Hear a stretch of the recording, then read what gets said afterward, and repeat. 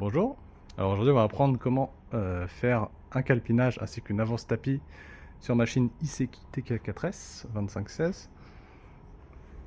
Donc il faut savoir que ça fonctionne sur toutes les machines de ce constructeur.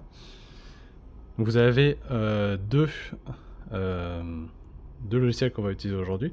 Donc majoritairement iPlayCut du coup qui va permettre de faire le calpinage ainsi que la préparation du fichier, et que serveur du coup pour contrôler la machine.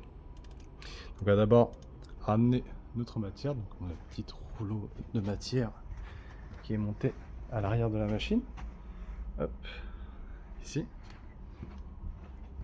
Du coup, on va l'emmener jusqu'en zone de travail à l'avant. Donc ce que je vais faire, je vais juste faire avec le petit touche du clavier. Hop, ici. Et là, je vais faire du coup, je vais baisser le petit vérin à l'arrière, qui appuie sur la matière, qui va me ramener la matière. Donc j'amène ma matière, même chose avec la touche là. Je peux l'arrêter exactement où je souhaite. Hop. Faire comme ça.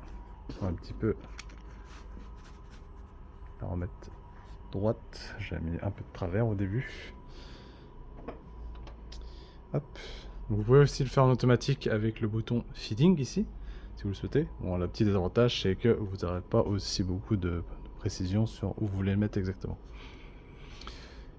Voilà. Une fois cela fait, on va aller sur le logiciel iPlayCut. Hop. Voilà. Donc à savoir que ça c'est iPlayCut V5, si je dis pas de bêtises, donc peut-être que votre interface sera un petit peu différente par rapport à si vous avez une version plus récente, plus vieille. Donc on va faire File, New. La première chose qu'on va faire, c'est définir la taille de notre matière. Donc ici, en largeur, on a 850. Et en longueur, je vais mettre 4000. Ça a peu d'importance, sauf si vous faites vraiment de la longue longueur, il faut toujours mettre plus que ce que vous avez. Ou exactement ce que vous avez. Ou moins, après ça dépend de ce que vous voulez faire. Ça, en fait, ça va permettre à la machine de savoir en fait à quelle taille vous devez, quand elle doit optimiser quand ses découpes ou qu'elle a pour pouvoir découper. Donc là, nous on va couper que sur 1m20, donc sur 1200, donc ça aura peu d'incidence. Et voilà. Donc vous voyez votre table ici, pas votre table, c'est votre matière qui est représentée là, votre matière usinable. Donc là, ce qu'on va faire, on va importer du coup notre DXF, donc on va faire import data. Hop, ici vous pouvez choisir du coup l'unité, je vais le laisser par défaut, et l'échelle aussi, si vous voulez par exemple doubler la taille ou réduire de moitié, ou faire un peu plus précisément. Hop, donc voilà. Ici voici notre DXF, donc c'est vraiment un magasin de pièces avec plein de commentaires dessus. Donc nous ce qu'on va vouloir faire c'est juste couper l'extérieur, les commentaires on va demander à la machine de les omettre, de ne pas les envoyer. Ça je vous montrerai comment faire. Et aussi on peut remarquer qu'il y a un petit souci ici, c'est que la pièce est à l'intérieur de l'autre. Donc ici vous pouvez faire un petit peu d'édition, hein, c'est assez basique quand même, mais on peut faire un petit peu d'édition. Donc là je peux choisir la pièce, faire mon petit crayon, hop, pas mon petit crayon, c'est modifier ici, ouais, c'est l'autre crayon, edit sample. Ici si vous voulez vous pouvez modifier les points, comment ils sont, etc. Donc là nous on va vouloir carrément la supprimer, donc ce qu'on va faire, hop, on va la supprimer, et on va l'enregistrer. Hop, et là elle devrait disparaître. Hop, et voilà. Donc voilà, notre fichier est prêt. Comme ça. C'est vraiment une bibliothèque de pièces. Donc là vous avez deux boutons ensuite, que vous pouvez choisir. Donc soit data spread for spread as cover. Donc ça va me faire passer ici, là, vraiment dans un petit magasin de pièces. Si vous faites l'autre, ça va en fait le rajouter en plus par rapport à un fichier que vous avez déjà mis. Donc voilà. Après, si vous avez déjà deux fichiers que vous refaites un du coup spread, ça va supprimer vos deux fichiers et mettre celui que vous êtes en train d'éditer à la place. Voilà. Ensuite, on va définir du coup les marges, parce que si on fait un calpinage comme ça dans l'état des choses, ce qui va se passer, c'est que la machine, je vous montre un petit peu, c'est que la machine elle va essayer en fait d'optimiser vraiment en faisant des lignes communes presque. Donc ce qu'elle va faire, elle va couper à un endroit, hop, Et elle va faire en fait faire qu'une autre pièce passe vraiment collée à votre autre pièce pour gagner le plus de place possible. Mais le problème qui peut arriver avec ça, c'est que vous déchirez votre matière à certains endroits parce que la lame coupe un peu moins. Donc vous avez moins le problème sur les outils qui sont motorisés, comme par exemple l'EOT ou un PRT, donc une roulette, comme ça. Ça, vous aurez moins le problème de déchirement comme ça, si ça passe proche, par rapport à un cut qu'on va utiliser dans cette situation. Mais c'est quelque chose qu'il faut prendre en compte. Donc moi j'ai une matière assez volatile quand même, donc ce que je vais faire, je vais mettre 15 mm de marge.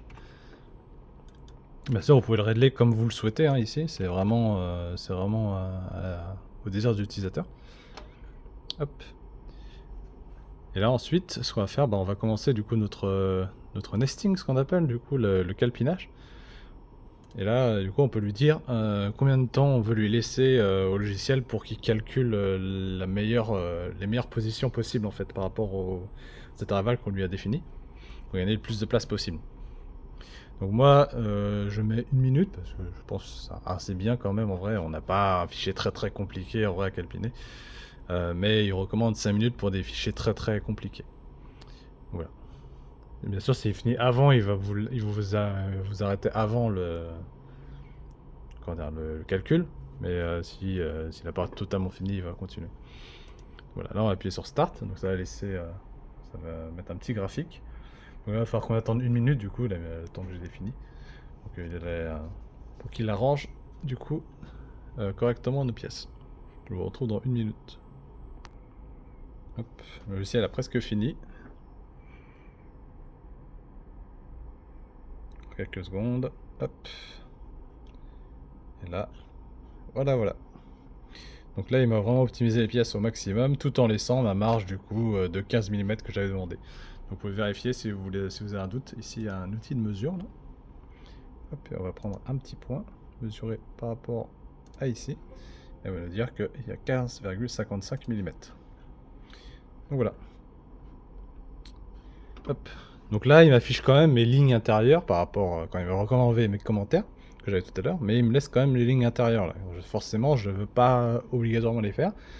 Ça peut être quelque chose que vous voulez faire, mais dans ce cas-là, on va pas les faire. Donc ce qu'on va faire, ici le petit outil là, Output Setting. Vous pouvez faire aussi dans Control Center, Output Setting. Et ici, du coup, on peut choisir du coup les outils qu'on veut utiliser. Donc, par exemple, ici, ma ligne extérieure, on va la couper.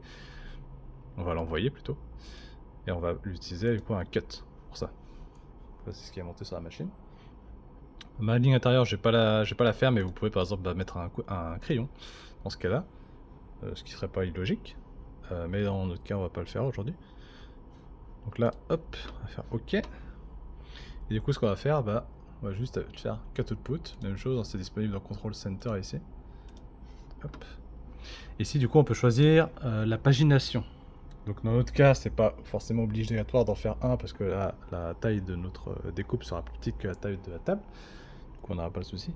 Mais si vous avez des pièces plus grandes que la table, ce que vous allez devoir faire, c'est mettre une longueur ici plus petite que la taille de la machine.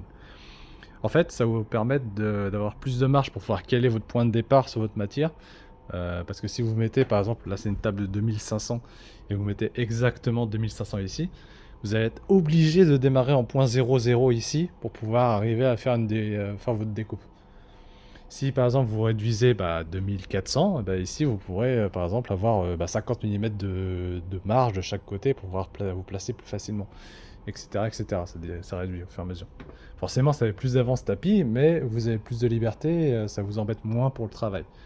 C'est le même principe que sur les Bright Cut avec les paginations manuelles ou paginations de caméra si vous connaissez. Donc voilà.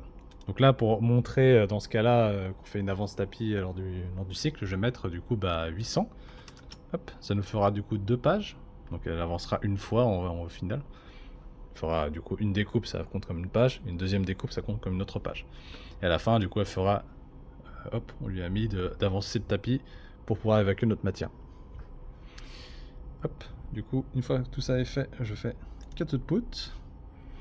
Hop, ça me l'emmène sur Cutter Server où j'ai vraiment visuellement du coup ma première page. Ici on peut voir là, ici ma première page il me l'indique, si je clique ici, hop, ma deuxième page est visible. Donc là je vais choisir mon petit laser. Hop. Je vais venir me placer dans le coin 0.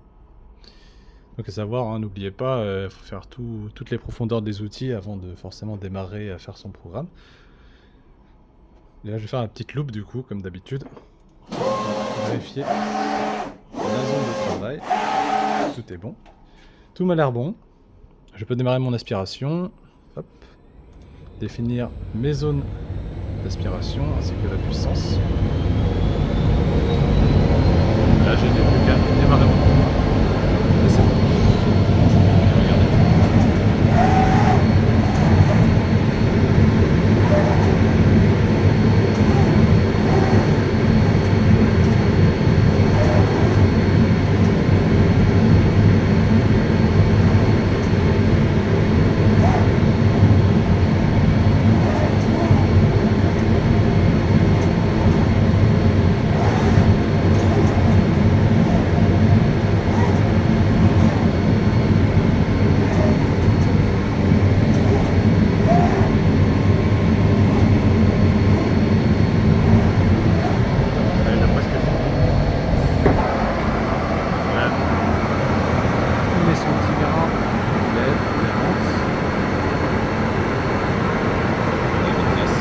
Moi j'ai pas de tag devant la machine, donc c'est pour sur le sol.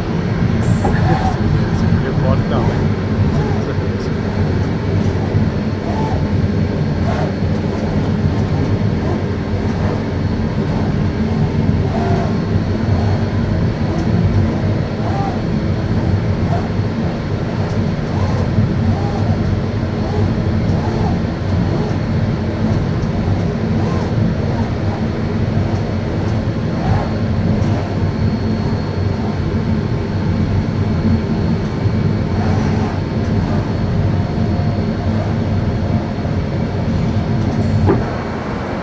Dernière avance tapis pour évacuer la matière, du coup, c'est optionnel, hein, si vous voulez pas le mettre.